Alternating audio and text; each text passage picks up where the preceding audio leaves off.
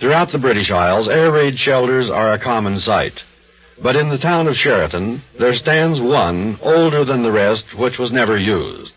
Those who knew of the terrors that lurked within it preferred to take their chances with Nazi bombs. Cornelius Jacques was Sheraton's Justice of Peace. On a certain day in the summer of 1918, when the First World War was approaching its end, Mr. Jacques summoned to his house one James Wyatt.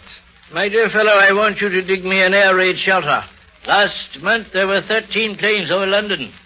34 people were killed and 89 injured. If they can come to London, they can come to Sheraton. And so James Wyatt dug. And then, a few mornings later, the workman appeared unexpectedly at his honor's door. Oh, what do you want, my dear fellow? I want me money.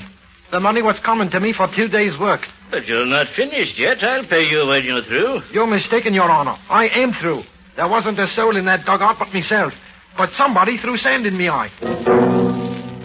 And James Wyatt was not to be reasoned with. He refused to return to the half-completed air raid shelter. And so the justice had no choice but to go out alone and investigate. Should have dug the thing myself. Hello in there. Anybody inside? The justice opened the makeshift door and stepped into the gloom of the dugout. There was not a sound, nothing stirred. And then suddenly... Well, Wyatt must have got his courage back. Come in, my good man, come in. But there was no response to his call. And so his honor turned and opened the door.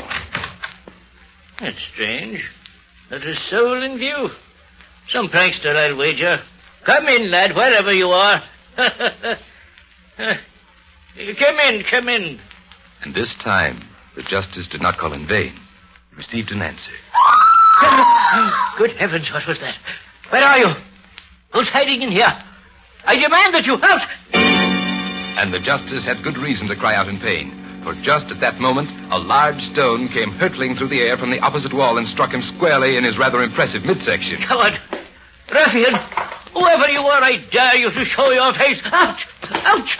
Stop throwing things at me, will you? The stones were coming from all directions now, and they were stones no longer, but good-sized rocks. And then, just as his honor was ready to beat a hasty and somewhat undignified retreat, they stopped, as abruptly as they had begun. The justice turned back, and the sight which greeted his eyes was even more astounding than anything that had happened so far. Good Lord, it's pulling the stones out of the wall and piling them up on the floor.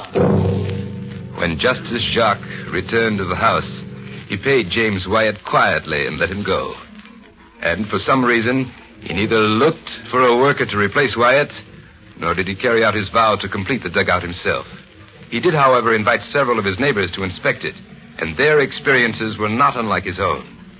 The electrician of Sheraton wore bandages around his head for several days afterward, and a Canadian soldier who visited the place at night came out screaming with terror.